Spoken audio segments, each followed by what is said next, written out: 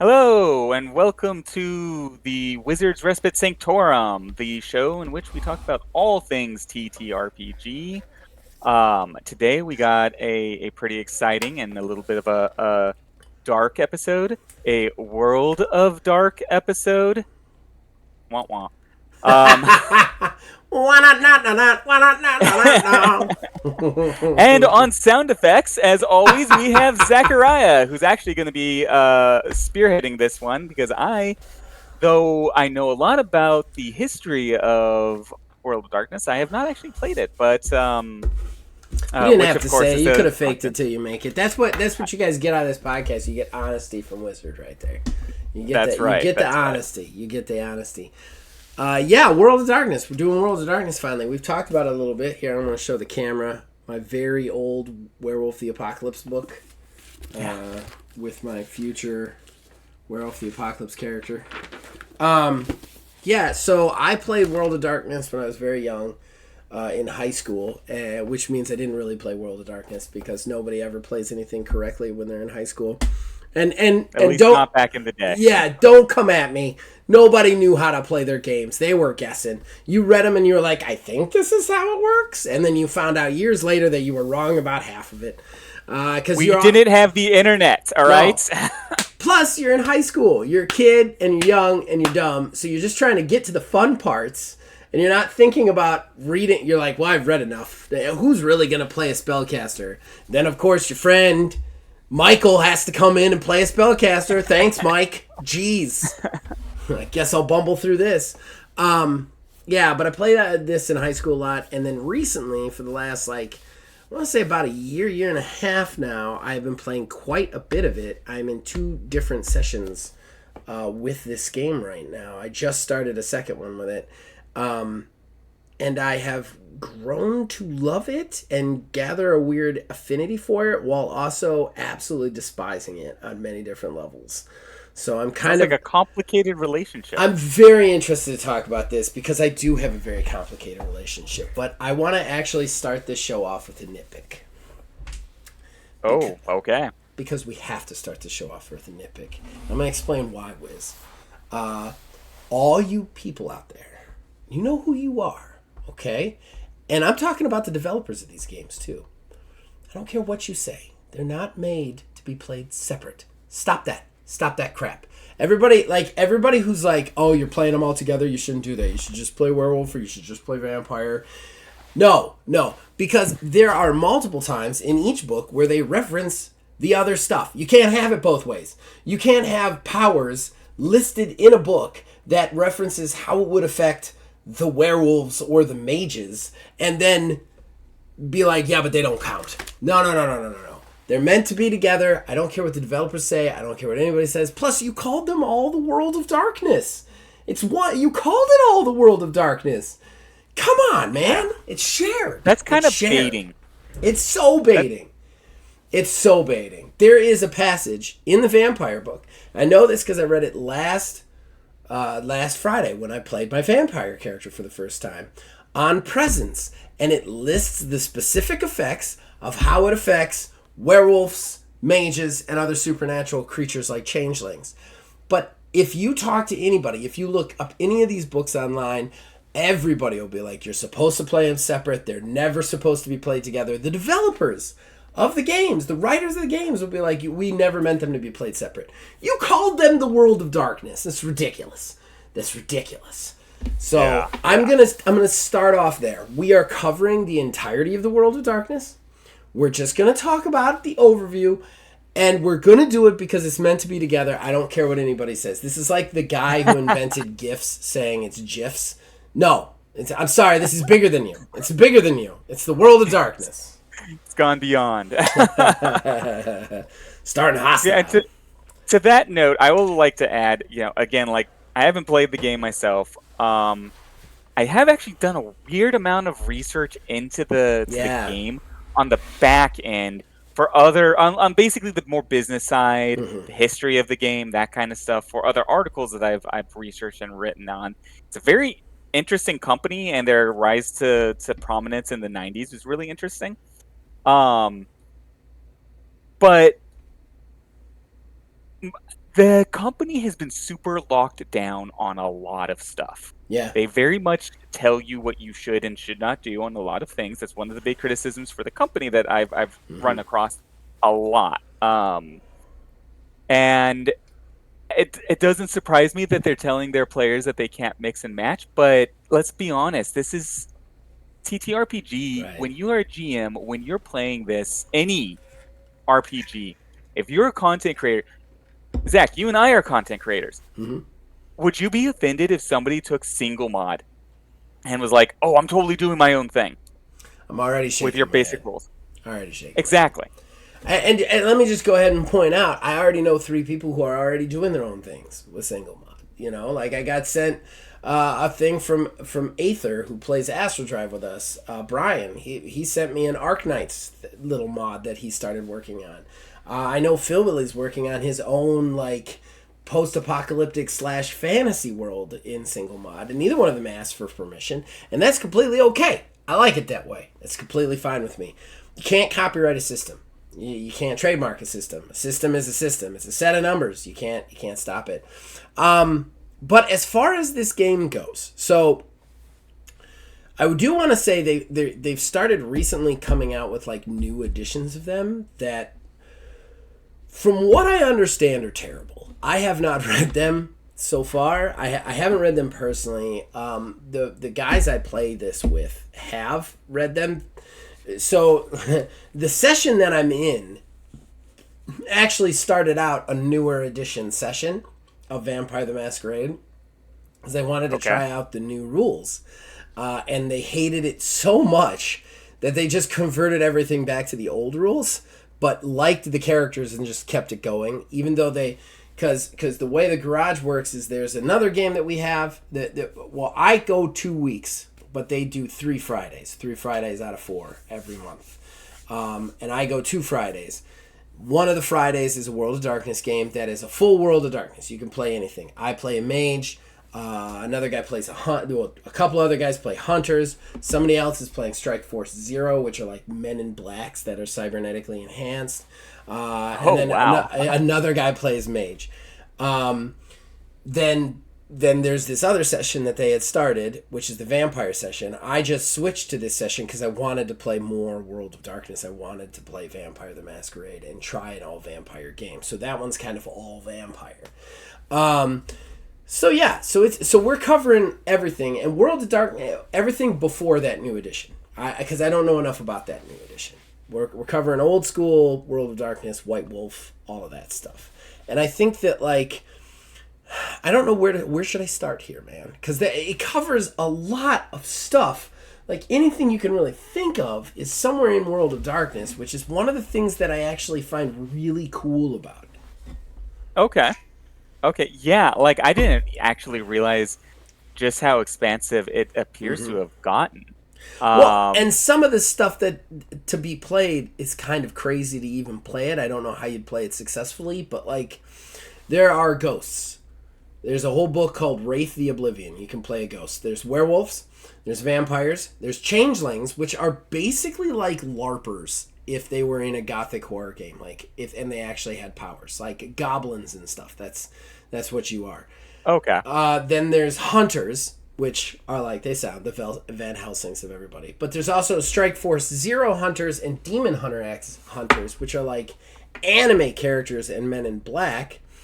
And then I feel like I'm missing one. I'm definitely missing one. Oh, and then there's Mage. There's Mage, which is possibly my most favorite one. Which you just play a wizard. I think that, like, there's just so much covered by this. Because every one of these books has, like, many different ways to play those characters, like tons of different ways to play those characters. So let me ask you, Sure. with World of Darkness, there's all these different sort of characters that you can play. How crunchy versus descriptive are the mechanics for these various different characters? Okay, so this game, I think one of the things I both like and hate about this game is it's so the system, I'm going to hold this up to the camera. I know you can't see it. But the system, you have these, like, dots on the character sheet. And you have, like, You have attributes and you have abilities. Abilities kind of constitute more like known, learned skills. Attributes constitute more like your innate abilities. For each of those, you have 3 different categories. So on attributes, you have physical, social, mental, and then you have 3 stats under each, right? And then abilities, you have talents, skills, knowledges, and then you have a bunch of different abilities under each. And then you buy dots in it. Okay, you buy dots in these, you write in little dots, and then basically what you do is you roll, like whenever you're asked to do something. So say you're asked to make a combat check, you're asked to attack somebody. You would use, to hit them, you'd use dexterity and your brawl skill. This particular character that's right in front of me has a 4 dexterity and a brawl 2, so that's 6. He rolls 6 d10s, and then what he does is you keep 6 and above as successes, and then you're trying to beat the other person's successes. When it comes to like actual ability checks in combat, you're trying to get a success number. You're trying to get a certain number of successes, and then the difficulty on the die to get successes raises or lowers depending on the difficulty of the task that you've been given, which is basically the crux of it. It's the long and the short of it. There's a lot of other like crunchy little things, but one of the things that's very interesting about these games is that what I just told you is shared throughout all of them. However, everything else is different on every other thing. So like how mages do their powers is completely different, where they put their bubbles in powers and stuff like that. Then you have like werewolves are different, and all of these things also have upsides and downsides. So like with a werewolf, you have rage, that the more rage you get, the less controlled you are. And that's kind of where the horror aspect of the games come in. Like with Vampire the Masquerade, you have a humanity. And as you do terrible things, your humanity goes down. You also have a blood pool. So you can use your powers, but your blood pool slowly goes down, and you have to drain people of blood to get those points back to use your powers. With a mage, it's called paradox. And basically, mages are tricky because the way it works is like if you want to cast a spell, you have to have the certain spheres to cast it, but you also have to do it in a way that it would look coincidental. It's so like I can't make somebody fly, right? Because that would cause paradox. So paradox is the negative thing on mages. That would cause paradox. It would hurt you because I'm doing something that is just not allowed. But I could, if somebody's falling, slow their fall to the point where they maybe don't get hurt when they hit the ground. So they're still falling, but it's coincidental that they didn't fall fast enough to hurt themselves. Like, the best description of paradox for me was my game master. Shout out to Johnny if he's listening. He said, you always have to imagine there's a 9-year-old child standing next to you. If what you do doesn't make the 9-year-old go, what the fuck was that? Then you're safe. That's actually a good rule system because 9-year-olds are pretty, like right. 9-year-olds are going to tell if somebody falls fast. Mm-hmm. They're just going to see someone falling. But a 9-year-old's going to be able to tell if somebody jumps and they just keep going. That's they just keep going, right? But yeah, so crunchiness, there isn't really. The crunchiness is specific to the game, how you use your powers and what. It's very interesting because Phil Billy's, we always called him the build master, and he's very into the crunchiness of the system. He is having the hardest learning curve with this system, but he's finally getting to a point with his hunters where he's starting to understand how his hunter works, how he can put stuff in to maximize what he does in combat and stuff. And then he tries to explain it to me, and I'm like, I don't understand anything you just said, but we're somehow playing in the same game. You know what I mean? Okay. And it's the same when I try and explain to him mages. Like, he even said to me, he's like, I try to follow your game. I have no idea what's going on. You're, like, moving through worlds and messing with metaphysics and all sorts of, like, trying to figure stuff out. And whereas his game is like, I find vampire, I kill vampire. Like, but we're all in the same universe, which is a lot of fun. Now, it sounds like a little bit like the powers, at the very least with the mages, have like this more of a descriptive nature to it. Like it's not Yeah. necessarily a series of spells that you know or powers that necessarily are aligned. Is that true for the other various abilities, or do they stack more into like just a stack of powers that can be gained for the vampire or werewolf? I would say they stack more like gained powers. It's one of the things I like about mages the most is the real gameplay of the mage. And I've said this to my game master Johnny quite a bit. Is the real gameplay of the mage as far as numbers is not putting points onto the sheet.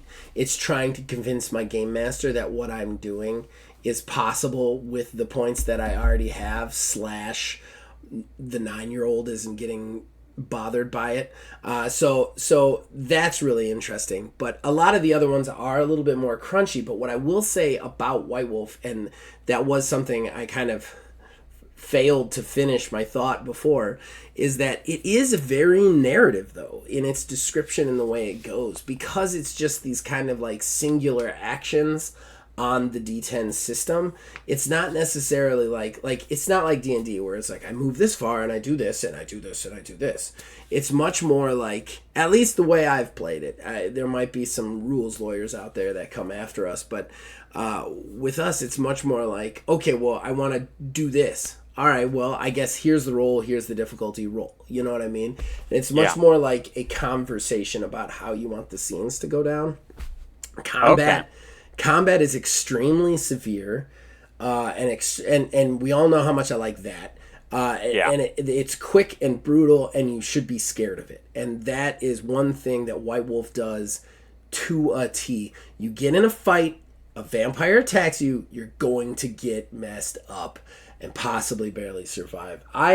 With my mage character, I have only been in one thing that I could even consider even remotely a fight, and it all lasted within 2 seconds. And it was really just, I got the better of him without smarting him with a spell that I already had locked and loaded, and managed to keep me alive. But like, I've read the vampire book. I know what the vampires can do. I am very scared of them. It's much more like, and that's another thing that I like, is it's much more like a chess match. Like everything feels kind of like a chess match with what you have available to your character.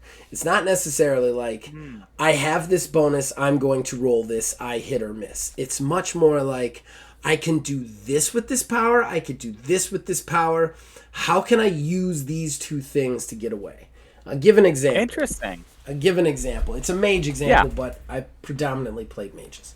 My mage characters is this old man. He's trying to protect his house from this coven of vampires who are trying to take it from him. So one of the vampires comes in and negotiate with him, probably to kill me. So I knew he was a vampire right off the bat. It was a bad news. I'm very low level mage, but one of my powers, because I have some points in spirit magic. One of the spells that I've created for myself is Spirit Eyes. I can turn on my eyes and I can see the spirit world. However, doing that allows things on the spirit world to see you. Okay? And for whatever reason, my house is on top of a ley line, a node type thing, right? It's a huge story arc for my character. Because of that, there is this thing called a Reaper, which are these things that just like, they just protect the spirit world, basically. They're just evil, screeching death entities, basically. Does that make sense? Yeah.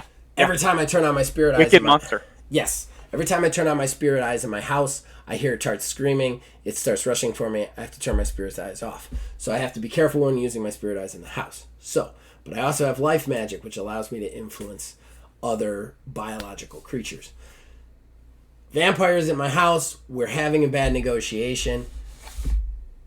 I go to shake his hand. I know he's going to bite me. So I cast Life Eyes on him, so he can see into the spirit world. But at the same time, this attracts the Reaper to him and forces him to barely escape the Reaper's attack because he doesn't know what's going on. So, like, that's the kind of thing that this game kind of presents to you, is this kind of, like, chess match of, like, everything's a negotiation. Like, how do you outsmart the situation? And that's one of my favorite things about the game that I played. I'll tell you, as a GM, I love that. That's my favorite part about being a GM, is when we as GM and players work together to create a cool kick-ass scene, when players are really thinking outside the box like that, you get an opportunity to create an outside the box situation that's Yes. just fun. It's like Yeah. watching a movie almost. Right. Well, and those are the And moments you remember. You know what I mean? Those moments yeah, where it's like, wait, what did you just do? Like, I love those moments in games when you can find that, like, moment of legend. You know what I mean? And, like, yeah, White Wolf definitely has the system in play to kind of present those moments more often than not. I feel like nothing, no shade on D&D. We've already had that podcast, and there are plenty of ways in D&D where you can get tricky with spells and some of the abilities, and I know that, I've seen that.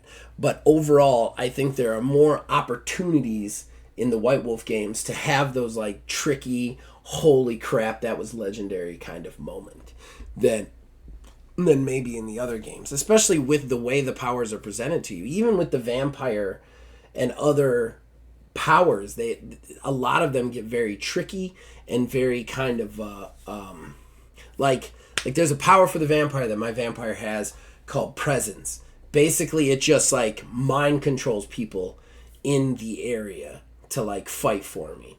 But even that can kind of give you this, like, idea of, like, well, how do I make this work for me? Because I can't just kill somebody with this. I have to kind of use it for me. And I think that, like, White Wolf is really good at that. Like, really good at, like, blending the line between crunch and narrative storytelling. okay, that makes a lot of sense.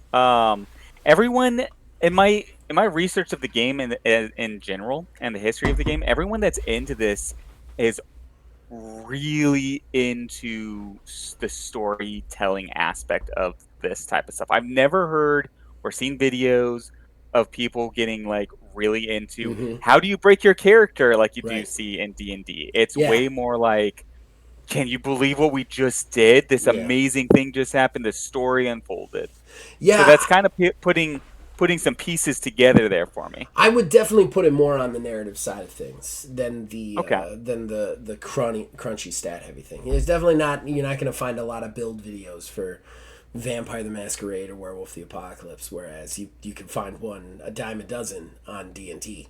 I think that, like, that is something that I really like about that, and that's something else. Something else that I really enjoy about that is it's a mainstream system with a lot of, like, following that doesn't necessarily, and we've talked about this, the gamerfying of TTRPGs, where you're looking at stats and numbers more than you're looking at the core role-playing experience. And I think that, like, White Wolf definitely promotes the core role-playing experience way more than the crunchy numbers, stats, gamification of TTRPGs. If you're sitting down to a White Wolf group, you're gonna be wanting to use all parts of your brain, not just the math parts, which is really, really cool, and I like that. And I want everybody to know that I have a lot of bad to say about these games too. It's just we haven't gotten to the nitpick section, so just heads up, it's not all roses. Let's get into that in just a second because there's a couple of things that you're clearing up some things that I saw. I'm making connections. There's some light bulbs going off in my head from being a guy who's researched this as a phenomenon as opposed to a guy who's actually played it. Right. Um, and just one of the reasons why I researched this is because I was trying to categorize different types of games and determine various popularities and why they have the followings they do, why they are popular. I think I've said in the past, horror is one of the better selling genres for new content creators. Yeah. From the research that I've done, it's also just kind of fantasy is oversaturated. Straight off the bat, There's a it's the reason our biggest first setting genre. is going to be a horror. There's a Yeah, reason, we chose yeah. that. It's sci-fi and then um, horror, and they're very close together. They're the sales and the amount of books that are coming out and the amount of demand that there is for these genres are very close. Whereas fantasy is extremely huge, but there's not nearly as much like demand for new content from the fantasy genre as there is for new content for the horror genre. So that's the reason why I did so much research into World of Darkness, because World of Darkness is the big boy on the block in the horror world. Mm-hmm. It's Call of Cthulhu, yeah, that's a big one. Yeah, World of Darkness, actually, from the last several months that I've done my research, it beats Call of it Cthulhu beats it. Yeah. in sales. Mm-hmm. Um, Without a doubt. Without a doubt. I wouldn't question that at all. Well, White Wolf's been around since the before times, too. has it now? Yeah, I want to say it started in like Is that I want to say it started in mid like the 80s? 80s, but I'm not 100% sure. It has been around at least in the 90s because that's when we got into it. So like, Yeah, it cause, blew up in the 90s. yeah, I remember seeing Gothic that. horror was huge in the 90s, ladies and gentlemen. There was vampires everywhere, and I got sick of them real fast. It was just everything was a vampire. If you weren't a vampire, you fucked off. That was just the way it was back in the 90s. I think that like, yeah, but this was an olden time game. This was before the real nerd blow up. You know what I mean? This is Yeah. this is a pre Critical Role, everybody loves gaming now sort of game, you know. And Bro, you're stabbing me in the heart a little bit, because you're right. It is a before time game, but that just makes me feel so old. yeah, right here. Yeah, right here. I can't. Which one of us is older? I can't remember. I'm 42. How old are you? 38. So I you got got me you by a beat. little bit. Jesus Christ. Only I get to Got a few complain here about age now. I am the victor. In my day, we walked to school with no pants on. That's not true. We walked with pants on. Like Greek era, like togas. I mean, I was real. We didn't have cars. We rode horses that we tamed ourselves. No. Yeah. So it is really cool. I think White Wolf is like the beast when it comes to Gothic horror, as far as purchasing Gothic horror. I think what's interesting about White Wolf too is, when I first started to pick it up, and the guys wanted to play this, I actually voted to play this when we were going to go back to this from the Western game we had been playing before it. Mainly because I'd never really played it old. I never really played it now. I'd only ever really played it when I was a kid. And when I played it as a kid, I just felt like, oh, vampires, blah, blah, blah, blah. sure. Plus, I never really thought of it as horror when I was a kid. Like, I never really looked at it as horror. I just looked at it as, like, because there's nothing scary about it. Just everybody knows what everybody is, and they're all fighting.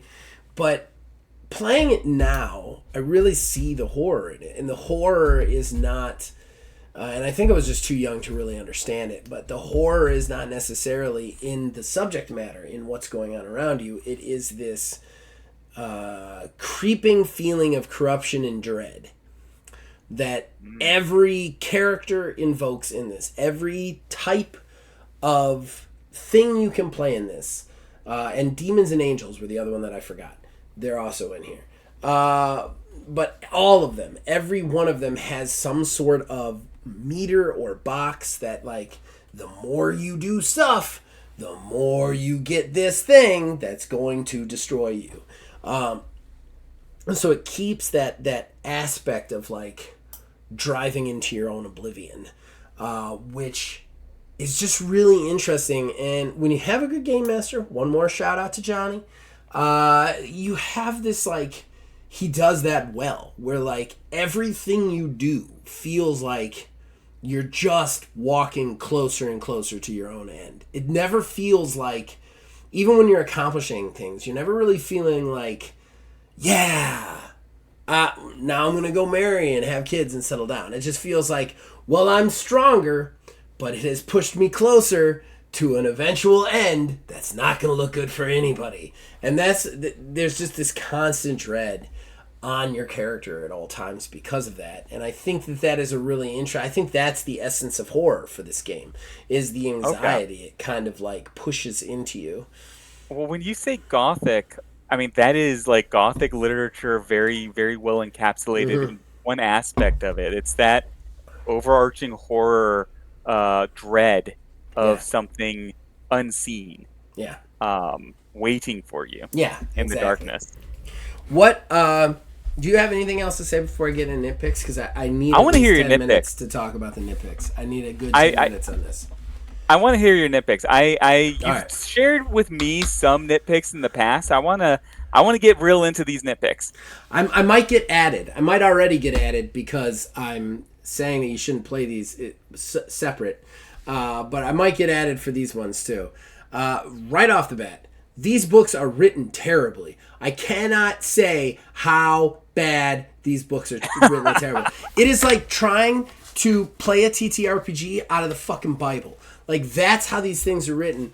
Everything in them is like lore with systems. Nothing is by itself. There's no like, here's the story section, here's how the mechanics work. No, no, no, no, no. It is all interweaved together. You gotta learn the entire history of the Glasswalkers tribe to learn how to fucking dodge. It's ridiculous. It is absolutely insane the way they wrote these books.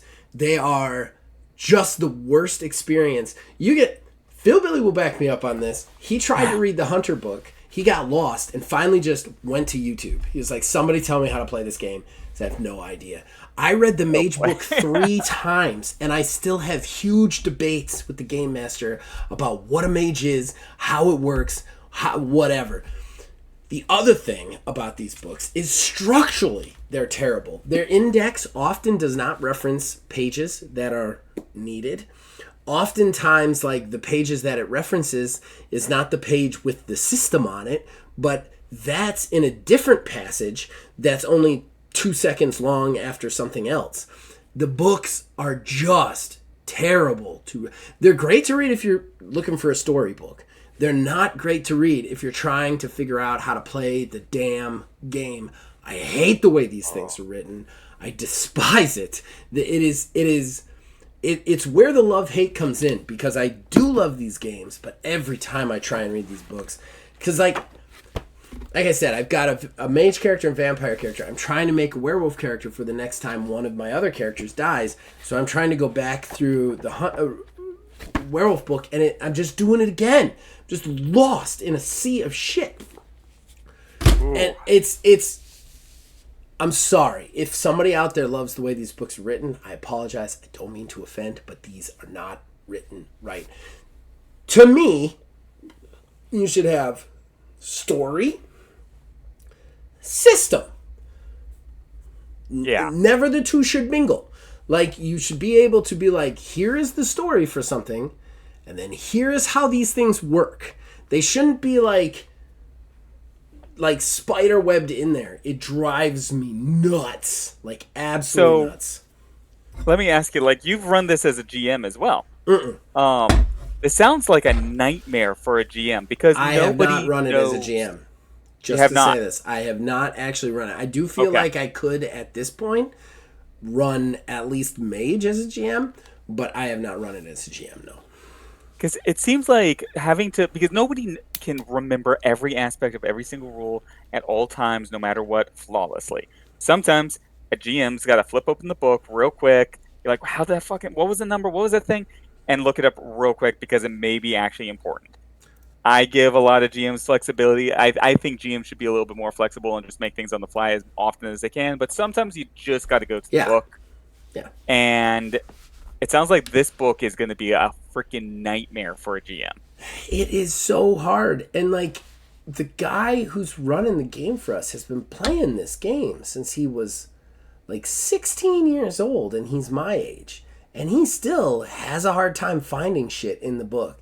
The other day, all of us were rereading how to make ghouls, because it's just, you have to reread it every once in a while. Yes, you definitely have to look stuff up. And yes, these books make it painful, like physically painful to look shit up. Like, there's a couple of things that are easy to find, but especially the more small the fact is, the harder it is. One more question about that. You said that you don't like it, but there was a new edition. Yeah. You guys tried to read. Did they try to correct this stressful aspect of the books in the new edition versus the old edition that obviously is very hard to get through? I do not know. I did not actually read the new edition. Like I said, I just got kind of the information Okay. from, honestly, the game master. And the problems he had with the game was vampires were extremely weak. Like they had almost over nerfed them. They had made like weird creatures like super strong, like just like a bat, just a normal bat had just like tons of damage that they could die in a hit. Like it was like stuff like that. Like things were way out of whack balancing wise. Okay. So like for his problems with those was that like it was just like everything was way out of whack from what they were used to. I don't Okay. know if they corrected any of the reading the book issues, but like I'll give you an example. In the Mage book, right? You can spend a point of temporary willpower to negate the effects of paradox for one entire scene, the scene that you are in. And then whatever paradox you have racked up will hit you all at once. It's kind of a last ditch effort things to go ham with your magic, right? Okay. Do you know how many places that's found in the entire Mage book, which is like 400 odd pages? 400. No, how many? It's What are we one. looking It's at? one sentence.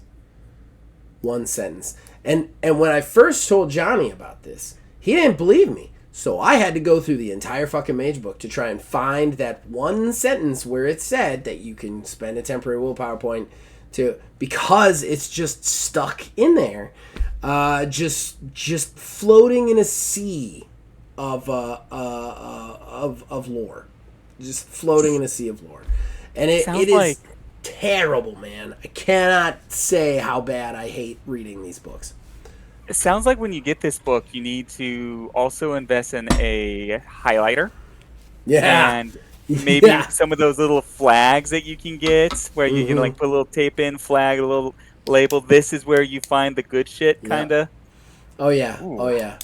Yeah, that is definitely what is required for that game. The other thing that I don't really love about World of Darkness, and again, I can't really speak to every World of Darkness book when it comes to the abilities and stuff and those things, because every World of Darkness book is completely different. And I don't really know how to play vampires and mages right now. Working on the werewolf, but vampires and mages are my specialty.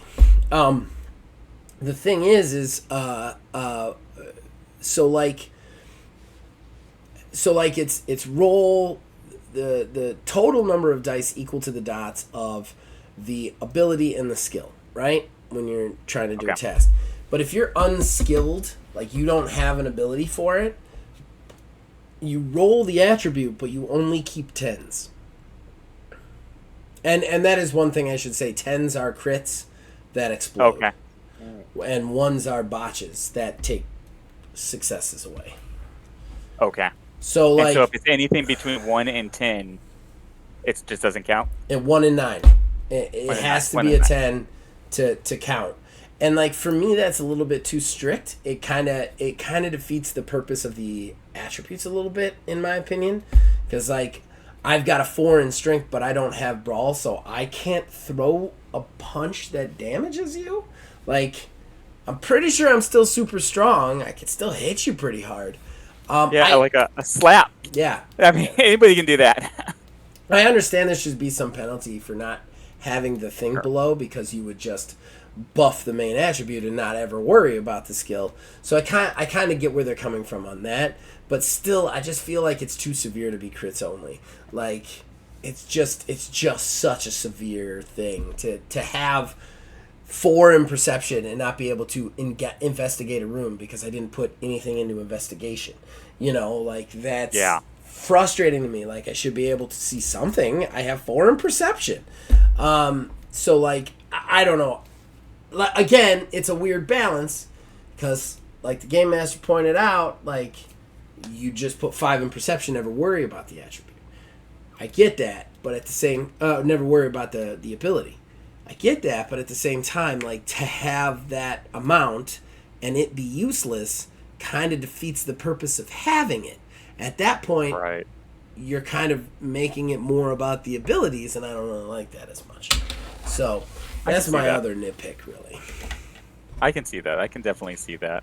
I can see it being a little bit of a challenge to overcome, but not necessarily like, I mean, if you just say, 8 and above or 9 and 10 or some 8 and above is probably what, like 30%. Yeah, You got a 30% chance of hitting it right. as opposed to what would be the percentage? You said it was sixes, right? Six and above, which is at 40% Yeah. Yeah. or fifty So even if percent. it was like No, it's fifty uh percent because it's six and above. yeah, So it'd be yeah, exactly. 50%. So you're taking it down to a 30% or 20%, and like, why is that? Like, that's still pretty severe. You know what I mean? Yeah, Like, yeah. I feel like that would make sense, but. That's my only other nitpick. That's a little bit more nitpicky just than the way the books are put together and laid out. Oh man, I tell you what, they're hitting the horror because nothing horrifies me more than trying to read one of the White Wolf books from scratch. Nothing, Oh man. nothing hurts me more. And Yeah, what's that does. crazy is they do their lore really good. Like the lore is really good. It's very thorough and interesting and cool. It's just I have to wade through it every time I want to find any sort of like stat, and that drives me nuts. Absolutely nuts. Gotcha. So they need an abridged version.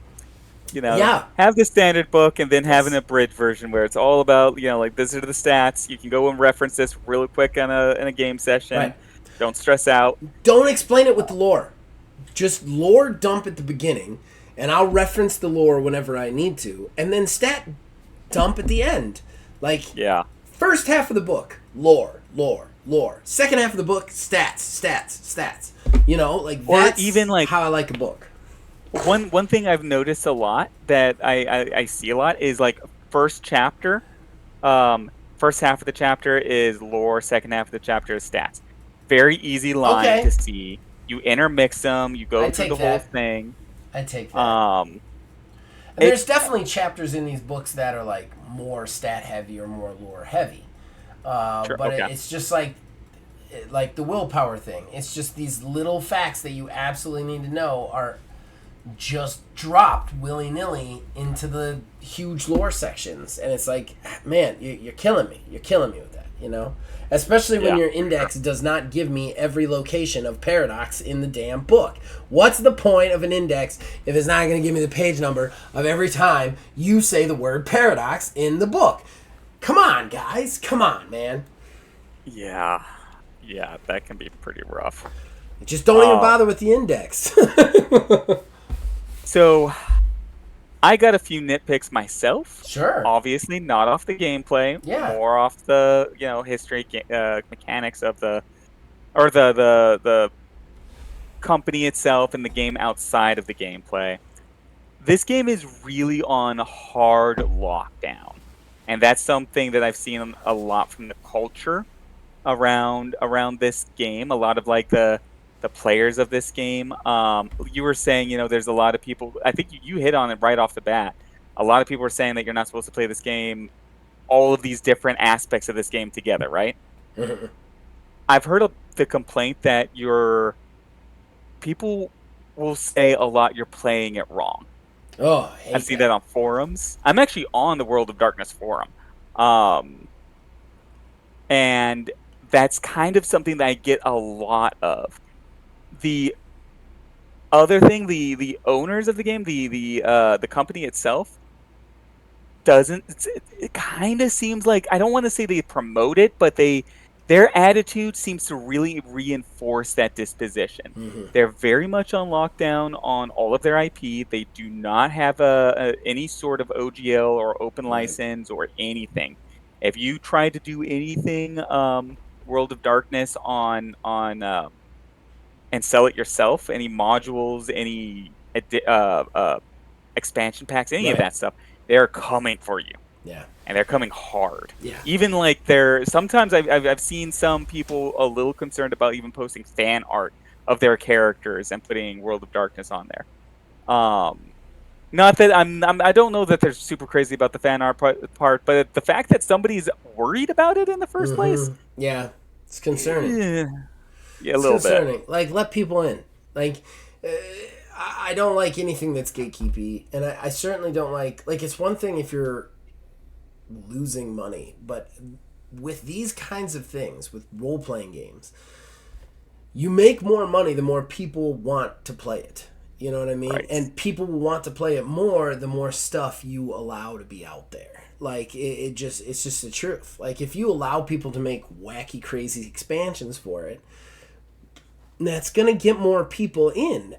At the very least, the people who are making the wacky expansions have to buy it. You know? Yeah. Like and all of their players have to buy the original core rulebook.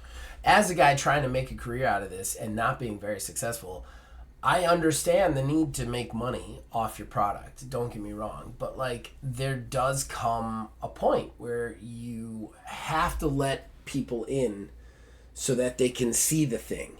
You know what I mean? You have to let people play with the thing for them to really enjoy the thing and then give you money for the thing. And I think that is a little frustrating, honestly, with that. I don't like the lockdown. And I certainly don't like the outlook of you're playing it wrong or you're not doing it right or guys, this is role-playing games. These are for fun. It's the same with people in video games who are like, games should never be easier than they are. There should never be any accessibility in them. They should be hard and blah, blah, blah. Look, man, maybe that works for you. It doesn't work for somebody else. These are supposed to be for fun. They're supposed to be for you to enjoy at your leisure, and maybe you enjoy something differently than somebody else does, and you don't have the right to gatekeep them just because you think that, like, it should be a certain way, you know? And the same with World of Darkness. Like, let people play the way they want to play. And honestly, I maintain, I don't care what anybody says. These should be played together. I don't care. Come at me. Come at me if you hate me. They should be played together. I think they're the most fun when they're played together, and all sorts of crazy stuff is happening. So far, that's the most fun I've had with any of the sessions of this. So, like, play them together. Play them separate. Play them however you want to play them, but don't get upset with other people about how they play, you know? Right. Yeah, exactly. And that's kind of been my nitpickiness. Every time I try and dip my toe in, I always get like a little bit of a, oh, do I want to wade through this drama kind of stuff? Not really. So well, and it goes back to that whole gatekeeping thing that we had talked with Phil a little bit. Is sometimes the nerd groups don't, not even nerd groups, but like our culture-y groups don't even realize they're doing the same thing that was done to them when they were a kid, you know, by keeping out people who they don't think should be in it. You know what I mean? I hate people who are like, oh, if you haven't played it, you shouldn't try it, you know, or something like that. If you want to do your own thing in it, go ahead. Yes, exactly. They're games, guys. They're great games that mean a lot to us, but they're games. Let's play them the way we want to play them, you know? Exactly, yeah. Well, do you have any more nitpicks? No, that's it. Honestly, on a whole, I really enjoy playing it. I know my nitpick was pretty aggressive, but and rightfully so. But I really enjoy playing them. I love how it blends the line between narrative and crunchiness, and I love those debates, those conversations that you have to have every time you play it. And this really promotes that. And that's something that's amazing about White Wolf and the way they put their system together. It's just absolutely phenomenal. Awesome. Man, you're getting me like wanting to pick up one of these books when I have time to read a Bible and find mechanics. We got too many projects right now. Too many projects to add another one. I do. That one's going to be on the back burner for a minute.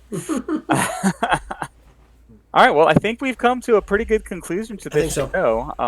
Got a good vibe on what this World of Darkness is all about. Before we cut out tonight, is there anything you want to shout out? Let me see. You guys will be listening to this on Friday, so another episode of Astro Drive popped this last Wednesday, hopefully, as long as everybody stays healthy. That includes me more than anybody else. And then we've got a lot of other things in the works for both actual play podcasts and live streaming play podcasts. We've got the Turtles Stump Gang is still going on and getting crazier by the minute. And we've got a cadre of new shows coming your way that we're all working behind the scenes to create right now. So just stay tuned and buy a shirt off Wizard's site. Yeah, that's right. And yeah, well, thanks for shouting that out because yes, I am selling shirts on my site. I'm planning on doing more as the weeks roll on. And we are just talking about having too many projects, and that's one of my too many projects. Uh, I'd also like to just sort of drop out. We're starting to talk about it more. We got a new game, a new setting set up for Single Mod. Single Mod is a freaking fantastic game. I have done a deep dive review on it. Zach made it. It's a really fast paced, fun game designed to get you really immersed in your world very quickly, not having to worry about the mechanics, despite the fact that mechanics are still, very much there's something you can tinker with and play with.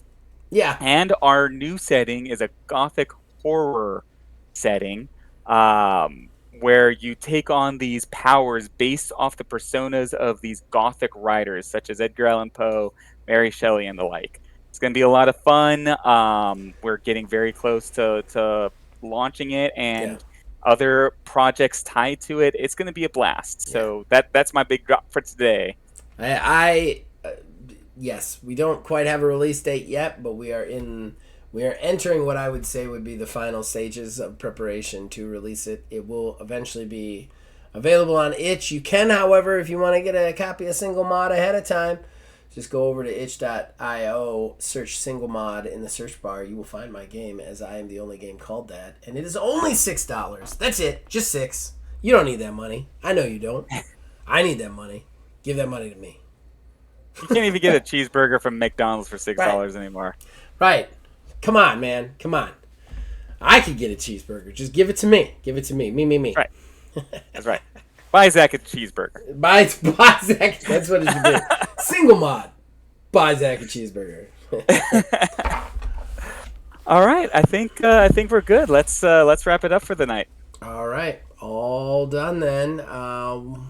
See you guys All later. right.